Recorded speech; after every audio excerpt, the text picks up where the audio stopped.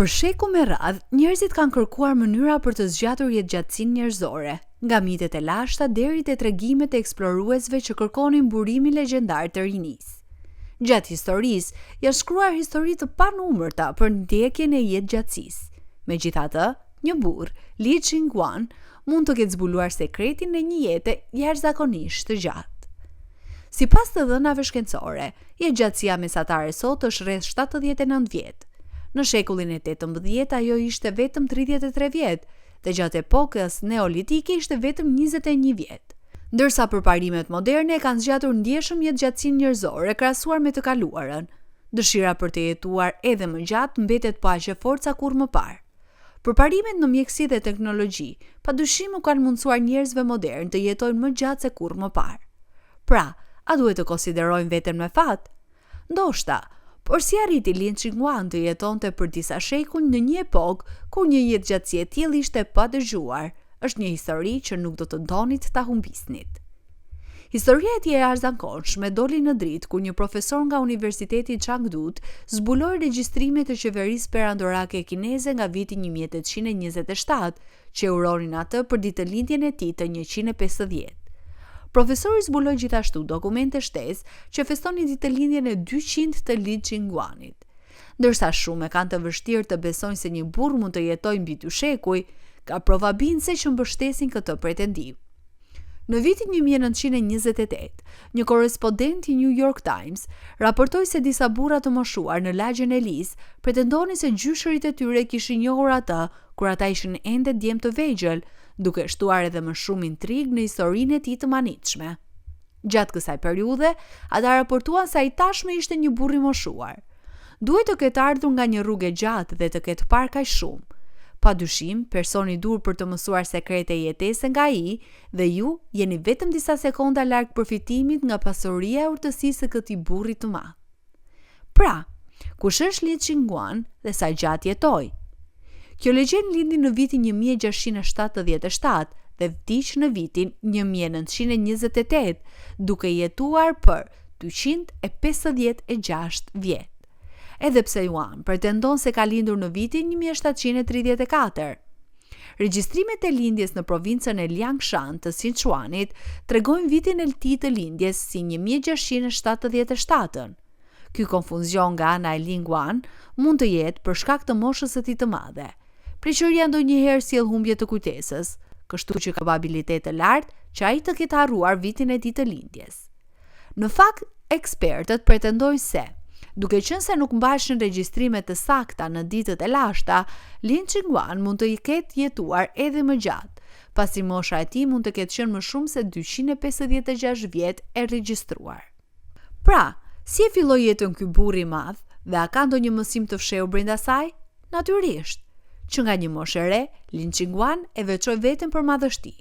Në moshën 10 vjeçare, ai ishte i pari mes të barabartëve dhe mund të lexonte të shkruante shumë mirë. Ndërsa fëmijët e moshës së tij kalonin më shumë kohë duke luajtur, Yuan zbuloi shpejt se kishte një pasion për herbalizmin dhe nuk humbi kohë për të krijuar një emër për veten në fushën e tij. Çdo mëngjes ai shkonte në mal. Atje studionte bara të ndryshëm dhe përdorimet e tyre, gjithashtu mësonte se si ato mund të nxjisnin jetëgjatësinë. Në moshën 10 vjeçare, ai tashmë kishte udhëtuar në Kanu, Shanxi, Tibet, Annam dhe Manchuri, duke mbledhur bara. Që nga një moshë e re, ai ushqej me këto bara dhe refuzonte të hante gjë tjetër përveç lingui, gojtberri, qinginhau, gotakola dhe ver orizi. Për 100 vitet e para të jetës së tij, ai fitoi jetesën duke shitur këto bara. Më pas, ai kaloi në shitjen e barave të mbledhur nga të tjerët. Edhe pse jetoi deri në 256 vjet, sigurisht që mund të ketë pasur një kufi për gjërat që mund të bënte në moshën 100 vjeçare. Për më tepër, nëse ai do të kishte kryer aktivitete të tilla të rënda në moshën e tij të vjetër, atëherë ndoshta nuk do të flisnin për të sot. Po jeta e tij sociale? E po, dikush që jetoi kaq gjatë kishte mjaft kohë për të bërë gjithçka që donte të bënte. Bë një listë të gjërave që dëshiron të bësh. Ndoshta ky burr i madh këtu i ka kryer ato gjithsesi. Janë disa gjëra që ai bëri gjatë jetës së tij. Në vitin 1749, në moshën 71 vjeçare, Li Ching-wan ju bashkua shtrisë kineze si mësuesi arteve marciale. Gjatë kohës së tij atje raportohej se ai ishte shumë i dashur dhe gratë kishin një sy për të. Kështu ai u martua 23 herë dhe kishte mbi 200 fëmijë. Një gjë që njerëzit e mëdhenj dhe të suksesshëm gjithmonë thonë është të kopjosh suksesin dhe të kesh mentor. Juan e dinte këtë shumë mirë, kështu që ai shkoi në kërkim të një burri që thuajse kishte jetuar mbi 500 vjet. Përmes miqësisë me këtë burr, Juan mësoi më shumë sekrete që e ndihmuan të jetonte një jetë të fortë, të plotësuar dhe të shëndetshme.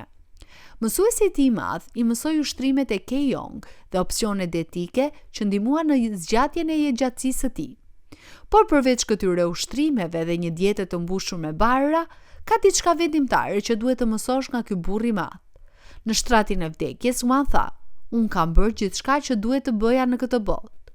Këto fjalë përforcojnë përmbushjen. Shëndeti ynë mendor luan një rol të rëndësishëm në jetën tonë.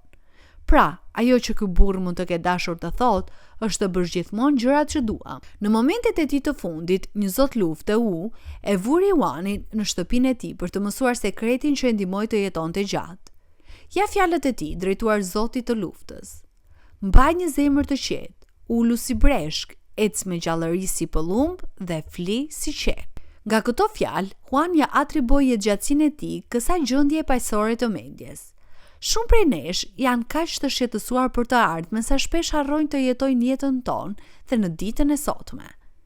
Në këtë epokë të tanishme, jetëgjatësia është midis 70 dhe 80 vjetëve. Megjithatë, disa njerëz ende jetojnë përtej kësaj moshe dhe ju gjithashtu duhet të njihni sekretet e tyre. Një shembull i shkëlqyer është Shitetsu Watanabe, i cili jetoi për 112 vjet. I lindur në vitin 1907, Watanabe ishte më i madhi nga 8 fëmijët, që nga një moshë e re ai tregoi interes për bujqësinë. Më vonë ai e forcoi ëndrrën e tij duke ndjekur një shkollë bujqësie, dhe pas diplomimit ai e vuri në përdorim atë që kishte mësuar dhe punoi në një plantacion sheqeri. Ai gjithmonë kishte qenë tip miqësor që i jepte rëndësi marrëdhënieve njerëzore, kështu që u martua herët. Menjëherë pas martesës me gruan e tij Mitsu, ata filluan një familje. Watanabe gjithashtu udhëhoqi një jetë aktive. Pak pas luftës botërore, ai shërbeu në shtrinë japoneze, por pas kësaj lufte, Watanabe dhe familja e tij u kthyen në Nada. Jeta në Japoni pas luftës rezultoi e vështirë, por ky burr i mori situatat sfiduese si arsye të tjera për të ecur përpara. Përfundimisht, ai gjeti një punë në një zyrë bujqësore dhe qëndroi atje deri në pensionimin e tij. Pas pensionimit, vazhdoi të bënte gjërat që i pëlqenin. Përveç bujqësisë, ai gjithashtu kënaqej me ndërtimin, kështu që ai dhe djali i tij Tatsu ndërtuan një shtëpi në tokë bujqësore. Atje ai rriti patate, domate, lule shtrydhe dhe kumbulla.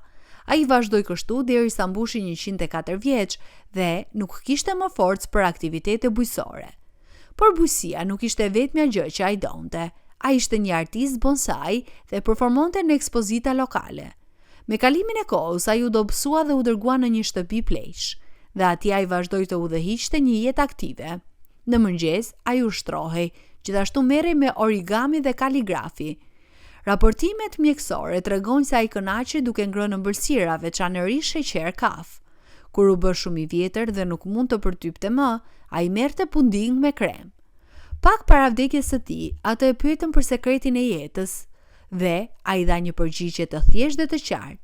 Çelësi është të mos zemërohesh dhe të mpash një buzëqeshje në fytyrë. Ai gjithashtu pajtohet se paqja e mendjes është thelbësore për shëndetin dhe jetëgjatësinë e dikujt. Jo vetëm që ai ndau sekretin e tij të jetëgjatësisë para se të vdiste më 12 shkurt, por përfaqësues nga Guinness World Records gjithashtu vizituan Watanaben në shtëpinë e tij të pleqshve në Japoni. Ata i dhanë atij një certifikat zyrtare që e njinte si burrin më të vjetër në botë. Fatkeqësisht, vetëm 2 javë pas marrjes së këtij nderi, ai ndroi jetë. Sipas raporteve, nuk u dha ndonjë shkak specifik për vdekjen e tij.